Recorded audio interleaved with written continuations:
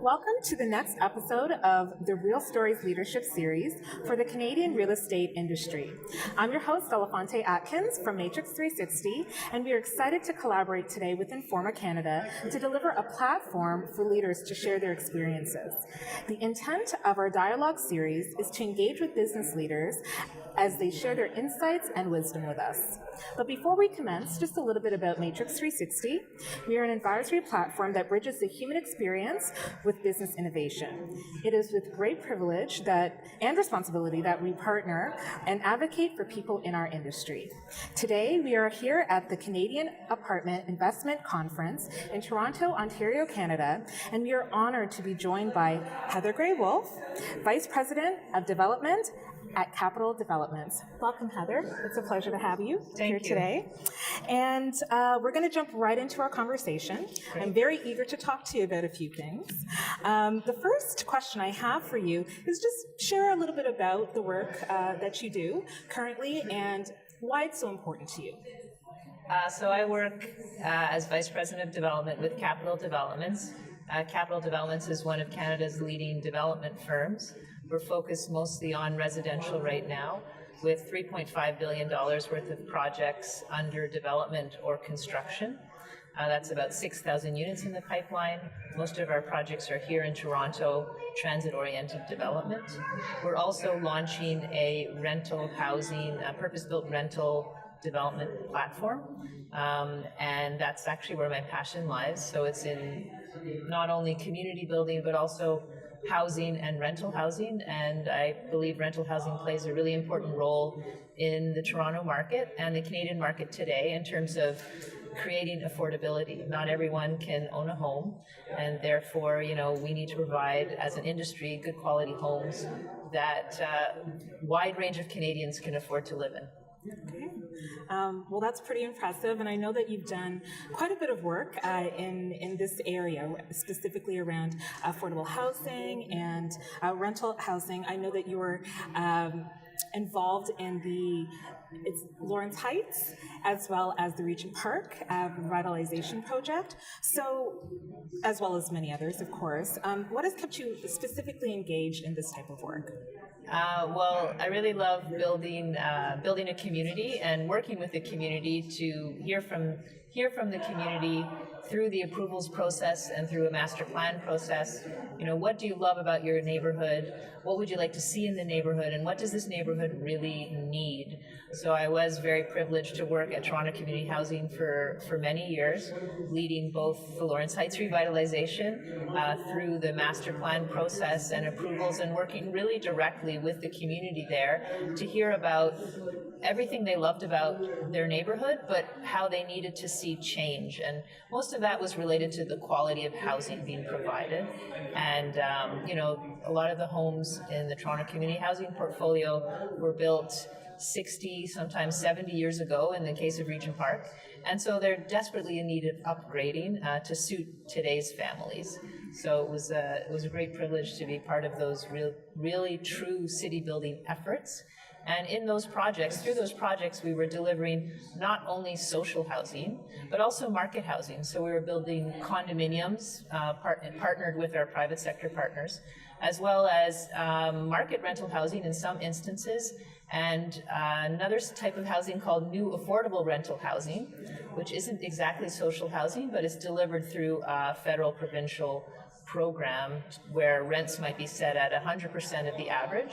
So it's creating really new rental housing for the city of Toronto, which can accommodate all the families and all the people that are desperate to come and live and work in Toronto. This is really profound work, actually. Is there something specific that you have learned throughout that experience, so working on these different projects that you didn't expect to learn while participating or while leading some of this work? I think what we learn as we go through is, really to listen to the community and the strength of the community.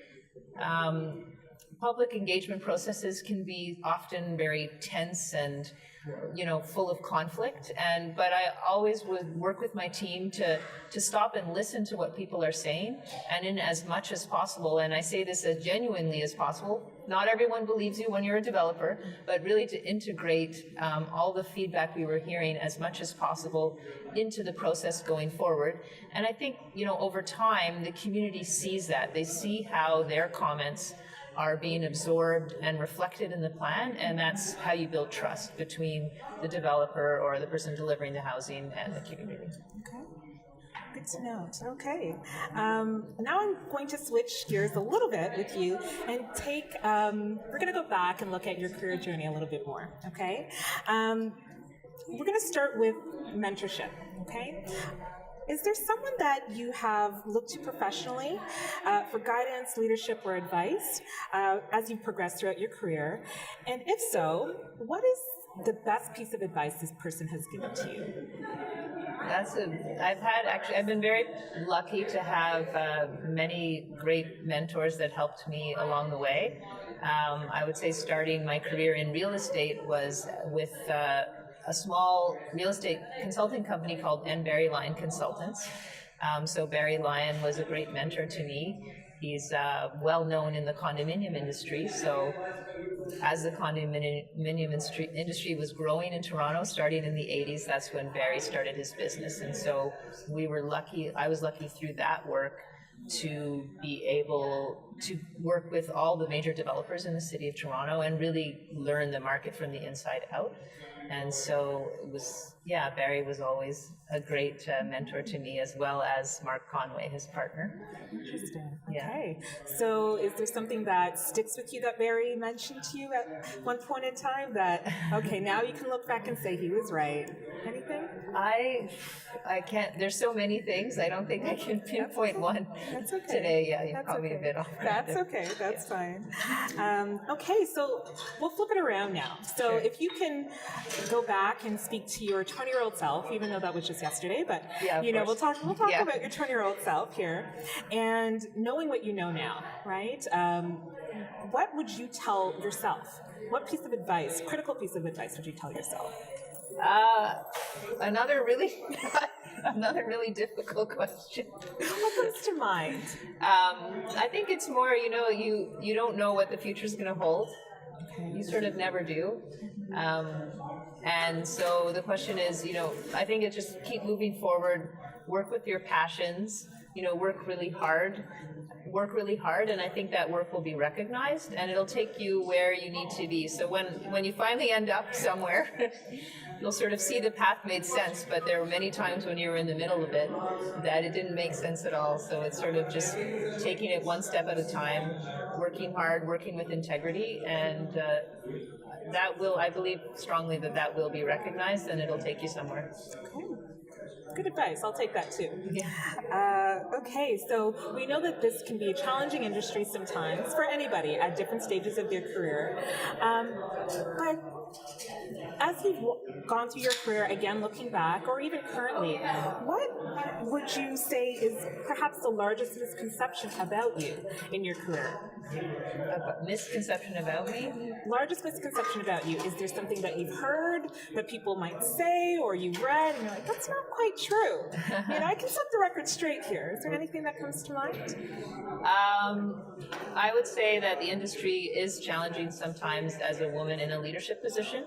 I'm often the only woman in the room, so it's sort of, it's the challenge is always having people recognize you as a leader and as a strong leader. So it depends on the room, depends on the group. If it's going to be a big macho contest, then it's hard to take your place as a woman in the industry. So I think perceptions around who is the leader, who's the decision maker at the table, are often challenging. Yes. And so that's something that I'm still working on. How to show presence when you're not 6 feet tall, and yeah. Okay. Definitely can relate. Okay, so it's very interesting that you spoke about this because I'm going to share a few stats with you that some of them relate to this particular experience. So, according to the last Stats Canada census report, 82% of the Canadian population live in large and medium-sized centres across the country, which is one of the largest concentrations among the G7 nations. In 2016, Matrix Canada did a real estate and diversity workplace survey, and in Ontario, over 52% of the population in urban centres are female, yet less than 34% of women are in leadership positions.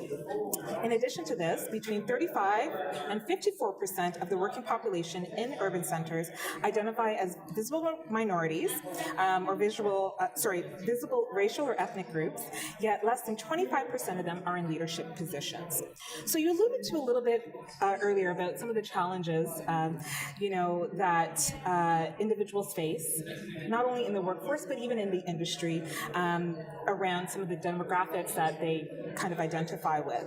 So what are some of the challenges that you have witnessed over the course of your career that affect the groups just identified and their access to opportunity or advancement in leadership?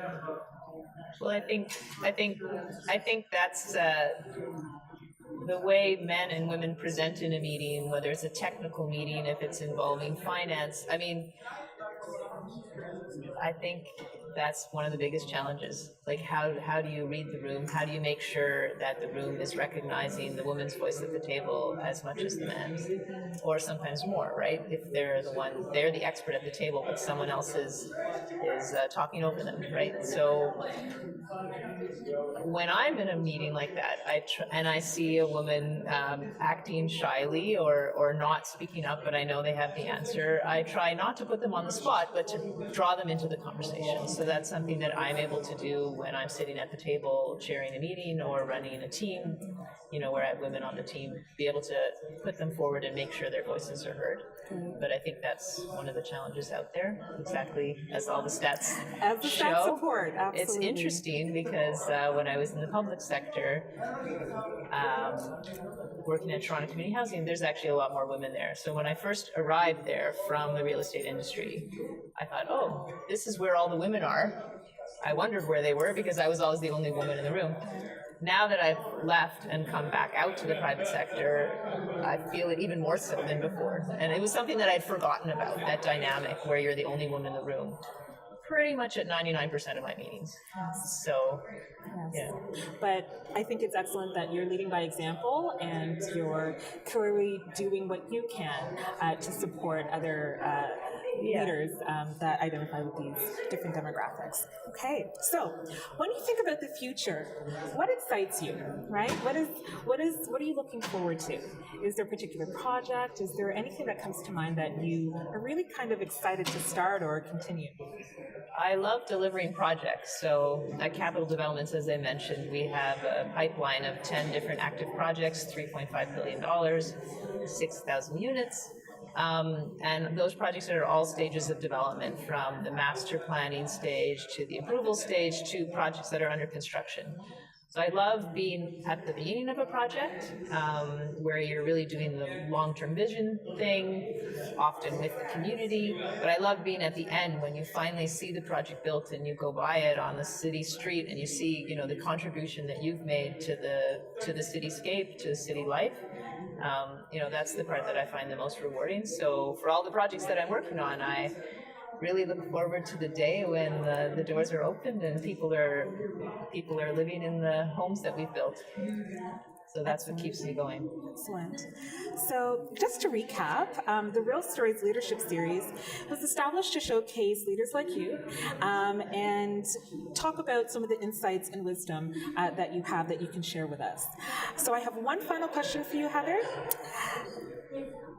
If you could think about your signature style as a leader, what is one word that you would use to capture your essence, your leadership essence? I think it's leading by example. Yeah. I know I said one word, but can you elaborate just a little bit, just for me?